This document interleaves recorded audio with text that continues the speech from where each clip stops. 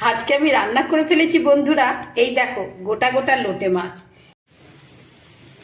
বন্ধুদের দেখিয়ে দেবো কি করে আমি গোটা গোটা লোটে মাছ রান্না করি, গোটা গোটা থাকবে রান্নার পরেও। এই দেখো বন্ধুরা, পেঁয়াজটাকে আমি এরকম করে ভেজে নিয়েছি, আর এই মশলা দিয়েছি। এই দেখো এর মধ্যে একটু আদা দিয়েছি আর জিরে দিয়েছি, গোটা জিরে আর লঙ্কা বেটে আমি এই মশলাটা এর মধ্যে দিয়ে দিচ্ছি। এর মধ্যে মশলাটা দিয়ে দিলাম। মশলাটাকে আমি এটাতে খুব ভালো করে কষিয়ে নেব।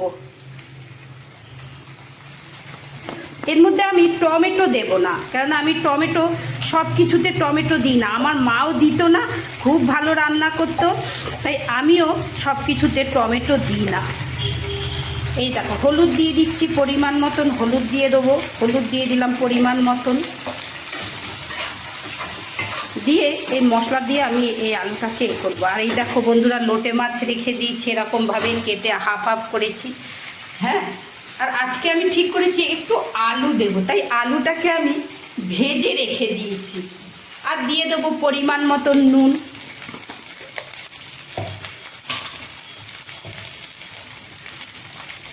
নুন দিয়ে দিলাম পরিমাণ মতন। এবার আমি মশলাটাকে না ভালো করে এরকমভাবে কষিয়ে নেবো। পেঁয়াজগুলো অবশ্যই একটু বন্ধুরা বড় বড় করে কাটবে, পেঁয়াজটা না মুখে পড়লে খেতে খুব ভালো লাগে। মশলাটাতে একবারে খুব লাল করে কষানোর দরকার আছে তা নয়, মোটামুটি একটু হলেই তোমরা মাছগুলো আমি দিয়ে দেবো। এবার এই মাছগুলো এইবার আমি এর মধ্যে দিয়ে দেবো। তবে মাছটা খুব পরিষ্কার হতে হবে, মাছটা খুব ভালো হতে হবে। মাছটা যদি একটু খারাপ হয় না তাহলে কিন্তু ভেঙে যাবে, যতই চেষ্টা করি না কেন।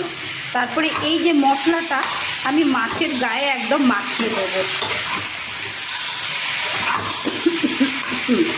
লঙ্কার ঝাঁঝে কাশি হচ্ছে।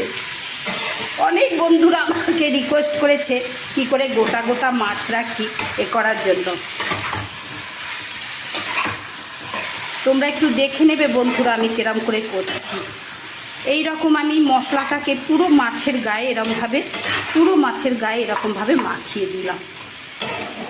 মাখিয়ে কিন্তু আর কোনো বাটি ধোয়া জল টল কিচ্ছু দেব না। লোটে মাছ থেকে প্রচুর জল ছাড়ে।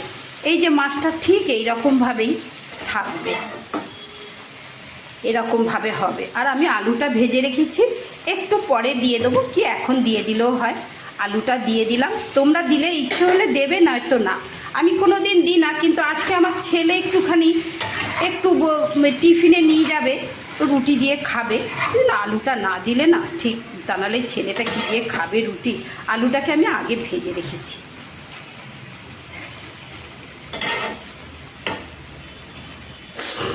এই দেখো বন্ধুরা, ঠিক এইরকমভাবে হবে জিনিসটা। এই দেখো বন্ধুরা, লোটে মাছ রান্না করতে গেলে গোটা গোটা রাখতে গেলে না তোমার তলাটা নাড়লে হবে না, এই রকম করে জাস্ট একটু করে দিতে হবে। তাহলে বন্ধুরা জানো গোটা গোটা তুমি লোটে মাছ পাবে। এই দেখো এরকম গোটা গোটা পাবে, দেখেছো? এরকম গোটা গোটা হবে। এটা নাড়লে হবে না, শুধু এই রকম করে একবার এই রকম করে দেবে। আমার রেডি হয়ে গেল গোটা গোটা লোটে মাছ। বন্ধুরা দেখতে চেয়েছিলে, হ্যাঁ আমি এটা আজকে করে তোমাদের দেখালাম কি করে আমি গোটা গোটা লোটে মাছ করেছি। এই দেখো বন্ধুরা, এই দেখো সব এরকম গোটা গোটা রয়েছে, কেউ ভেঙে যায়নি। পেঁয়াজগুলো অবশ্যই বড় দেবে, এরকমভাবে রান্না করবে গোটা গোটা লোটে মাছ।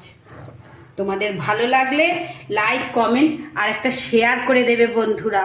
আর তোমরা যদি ইউটিউব থেকে আমার রান্না দেখো তাহলে সাবস্ক্রাইব করে দিও প্লিজ।